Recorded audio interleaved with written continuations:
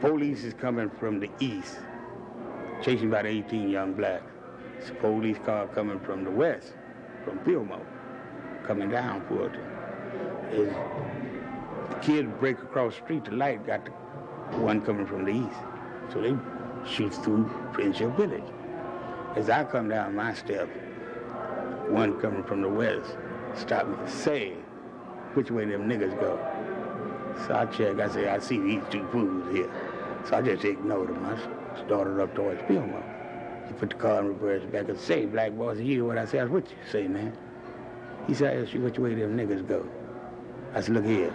I said, I live here at 823 Fulton.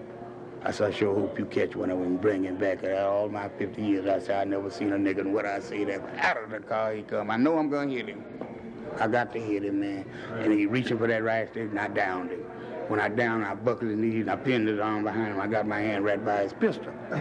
So his partner looked to see the position I had him in, and he can't get away. He called code 3, and in the next 3 minutes, they lit the cone up. Then now they won't whoop on me. Right. So I just got to fight. Right. Fuck it, if they get the turkey, I'm going to get me a sandwich. Right. You know what I'm saying? So they say, Judge, every time I go in front of you, look like every time you raise your hand, you have to be hitting the police. I said, man, why they always put me in the cross? To cause me to do these things.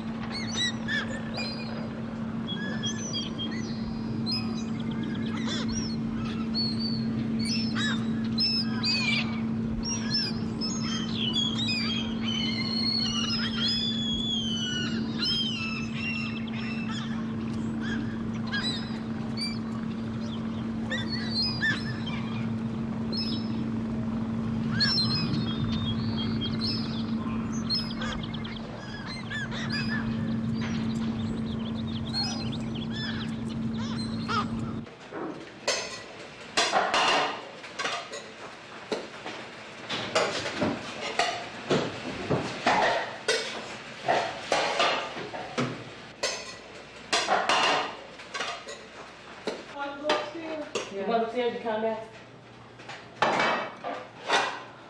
Before I came to jail, I didn't know it was this bad. I didn't know that things that went on. Did you know it went on? But we in here now. She's a victim of it. This girl has 2 kids.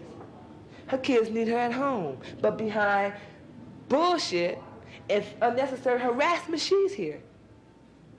And as you can see, she's definitely public enemy #1. You can see that. Look at her. The girls are sitting here. They're told when to go to bed, when to get up, wash the walls down, clean out inside of the heater. Does that rehabilitate? I mean, you know, if you want to rehabilitate someone that you think needs to be rehabilitated, you have to first give them respect in themselves, treat them with respect, and give them something to do to keep them from doing whatever they did to be here. Because it may look like a picnic, but it's not.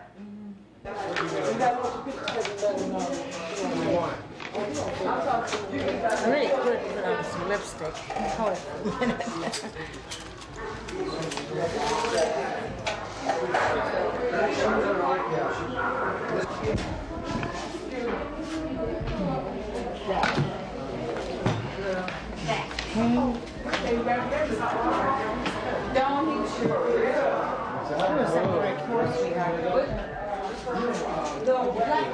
Here's some report.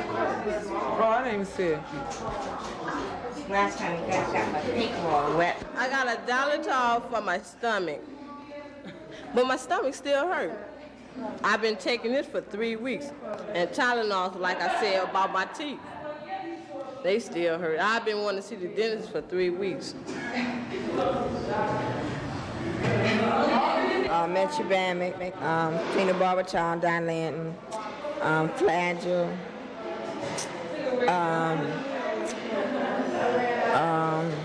I take so many medications, I don't even know, I can't name them all.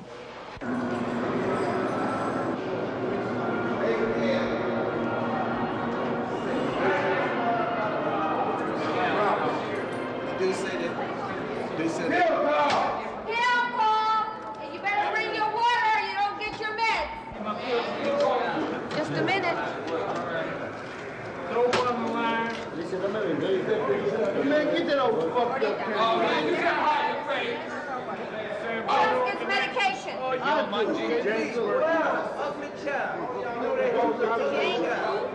To exist in a place like this, there are all kinds of skills you have to develop, and one is the ability to jam the right people at the right time.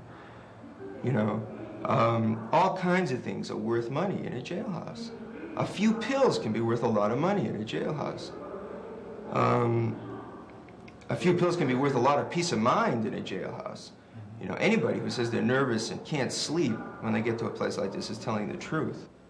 There's no way around it, you know, and I would challenge anyone who thinks that that's inappropriate to come and live here for a couple of weeks, you know, and see how much they would like to swallow some Valium.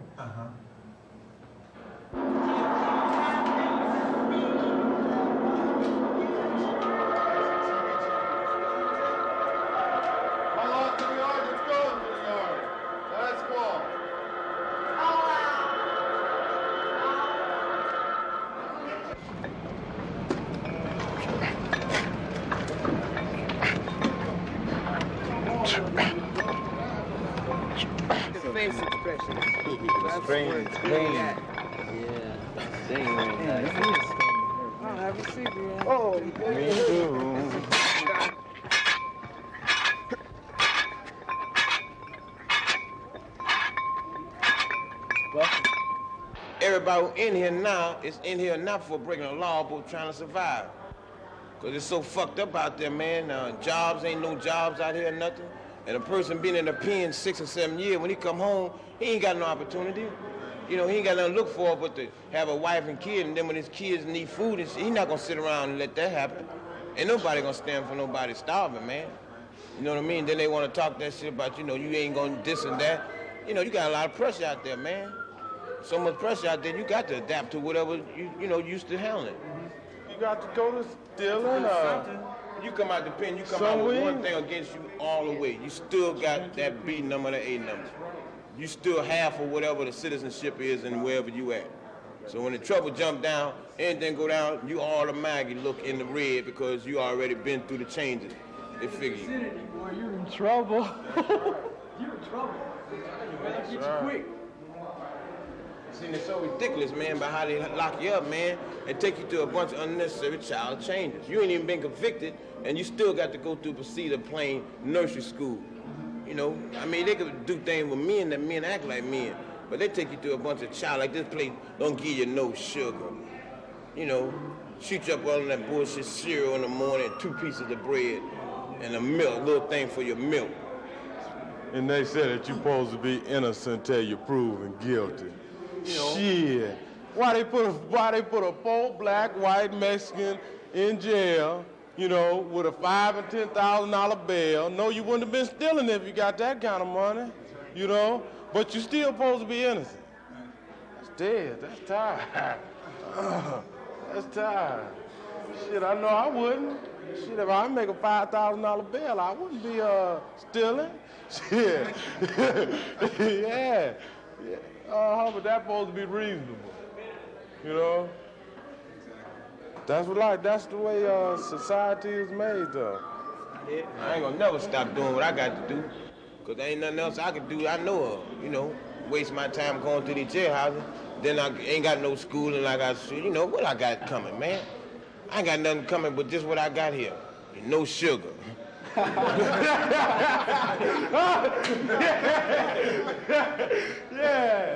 I heard that. Yeah, that whole thing. Yeah, that's...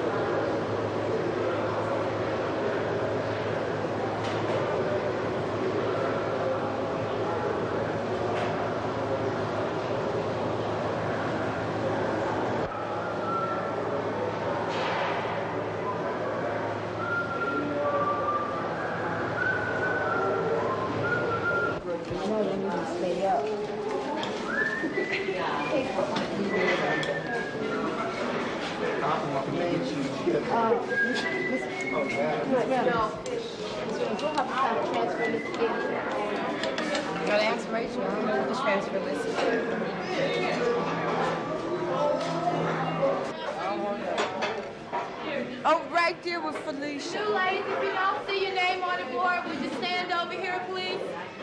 You got water on the table. This table 4. You're at table 5. Here's table 5. Wait. You're at table 1. Number 6. Who is Harrison? I mean, no. Do you have another Harrison? There's 2 Harrisons. We only got 1 Harrison on the board. Okay, we say have too many setups and not enough Not setups. enough. Enough works because her name's on the board. Ain't no fish. That's what it is. It's a brick of fish. You want fish? What was it, Carol? Excuse me.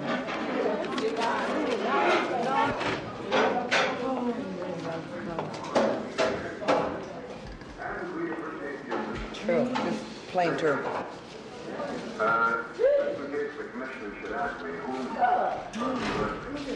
There's a lot of things in here. I know it, because that fish was no good. It was green. It was sparkling. It was green. No, I didn't mess with it. What's happening, y'all? Ain't nothing. What's been going on lately? Nothing. Girl, that food was nasty. You ain't got none in here. Oh, hard and crispy. Damn shame.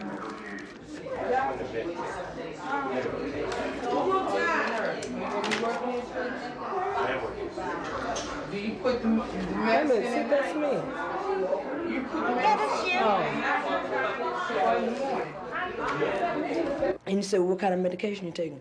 I said, I don't know. I know they changed my medication a few days ago. They changed my medication. And he said, to what? And I didn't know. I didn't even know what it was at that time. So he looked on my chart and he said, no, your medication is not supposed to be changed. I said, well, they bought me something different again. And so he said, what did it look like? And I told him it was a little round, gold, you know, little M&M looking candy. So he said it sounded like Thorazine. And so I said, well, I don't get no Thorazine.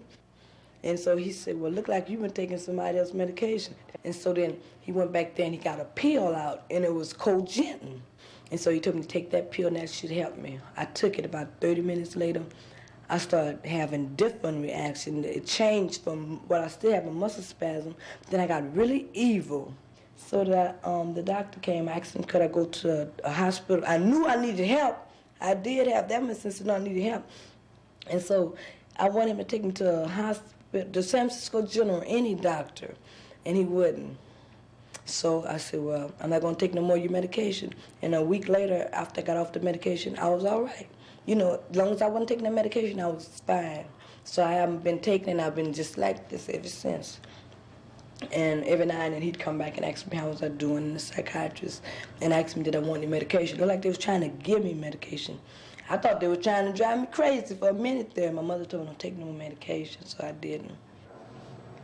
When I first started working here, when Hongisto was first elected, it looked as though there was a chance for a lot of big reforms. There was a sheriff who was interested in improving health care, fighting for more money for prisoner services, and it sounded pretty good. I came to work here, and shortly thereafter became the chief of clinical services for all the county jails, all 4 county jails. And for the next 2 years, fought with the mayor and board of supervisors to justify the budget items that we asked for, which was just adequate nurse staffing, enough money to buy penicillin for a whole year, you know, that kind of low-grade bullshit. And after 2 years of doing that, of testifying in front of all the mayor's finance committees, the board of supervisors finance committee, explaining in what I thought were very reasonable terms why these things were necessary, and that people were dying in the county jails. On the July 4th weekend of 1973, 2 people died here in this jail. One of whom probably could have been saved if there had been a car to bring him to the hospital. And after 2 years, began to realize that no matter what pressure was applied and no matter where it was applied, the changes were tiny and piecemeal and never added up to any significant improvements. And I think there are good reasons for that. And I think the reasons for that are that this is a jail, that's all. And the people who control the money in the city and county of San Francisco see the people in the jail as criminals, as lower forms of life, and could give a sweet shit about whether or not they're sick. As a result, I think that anyone who was an inmate here in 71 and 72 who comes back now will tell you that the food's a little bit better. There might be more sheets around. There are some more showers in the building. The doctor's hours are a little more regular. There are a few more nurses. Essentially, it's the same old stinkhole that it's always been. And in fact, I believe if you blew this place up and leveled the ground and built a brand new shiny jailhouse, it would be exactly the same. 8. 5. Dead. Look at that. Get the 5 in there. What That's the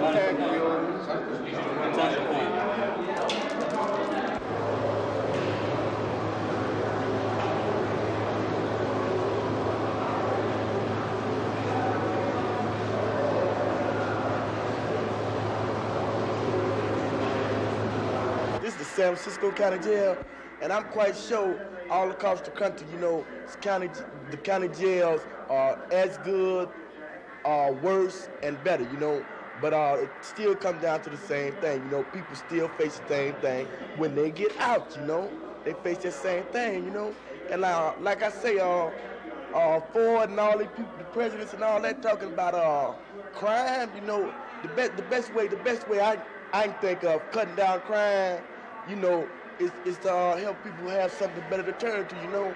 Like say, if you got to come out into the streets, you know, and you ain't got nothing, you know, to get out there in, you know, you ain't even got a roof to put over your head. You gonna have to do something to get that roof over your head, you know. Man, it's a hassle out there. It's jungle. It's a jungle. That's right. Every time if you get out there, you get you a job. Now, he go pull something, but this is what I got convicted of, you know. Yeah. And I fit the description. I'm the first person they gonna come to. They come to my job, I'm gone, you know. Right. So shit, you still fucked up anyway. You messed up regardless anywhere you go. Cause any kind of crime come up and you come anywhere near the description of the guy or guys or whatever, you know. They come to look for you. Come to talk to you, and if there's any way possible, they gonna put the case on you. You know? Shoot, first thing they do, once you get found guilty, they come tell you, why don't you come clear my books? We don't give a fuck about their books, you know? Them ain't about books, but the first thing they tell you, you get found guilty, why don't you take a couple more of these cases here, and ain't nothing gonna happen to you. Why don't you just clear our books up for us? Oh, man, that's dead. Just because you're going anyway. Yeah, just because you're going anyway, they come and tell you, why don't you come clear my books up for me? Right. Tired, dead action. There are police that are put out in the street. True. They will give you this certain thing. Like in the case that I had. You either tell us who does such and such or you go to jail. Well, even the squarest person on the street knows that you don't be a snitch. That's out. So if the police take you by the hand and go, look, we want to know who's doing such and such, even though they know that you're not doing this. And if you refuse to cooperate, then you get the case. Mm-hmm. There are policemen that they put out in areas just to bust people. Yeah. And if you take a survey on the girls in here, I bet you out of 35 girls in here, it's not one of them rich. It's not one of them well-to-do. It's not one of them that's living above average means. But there are people in here who have committed crimes. But until you find why the crime is committed, the crime will continue to go on. Just like in prostitution, they have always arrested the prostitute. But the man that's out there buying it is never arrested. Well, women have been doing that even before they were police, to take care of their families because there was no other way. So how can you arrest a prostitute when the man is still out there? Okay, they arrest you for selling drugs. But let's face it, we all know who put the drugs in the ghetto. We know that. But we are the innocent victims who are victimized. But you and me and everyone else know who put the drugs in the ghetto to be sold.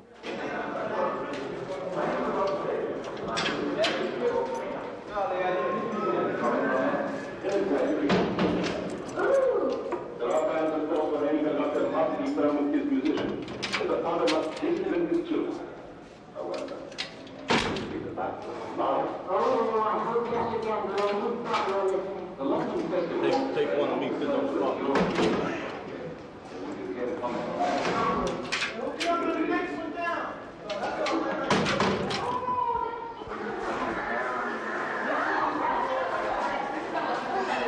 People that are in here are for crimes. It's not that they're guilty. It's just they're in here for crimes of not having any money. And let's face it, in the United States, and especially in California, it's a crime not to have any money. It's a crime because you end up in the poorhouse, the soup line, and in jail, and probably in that order.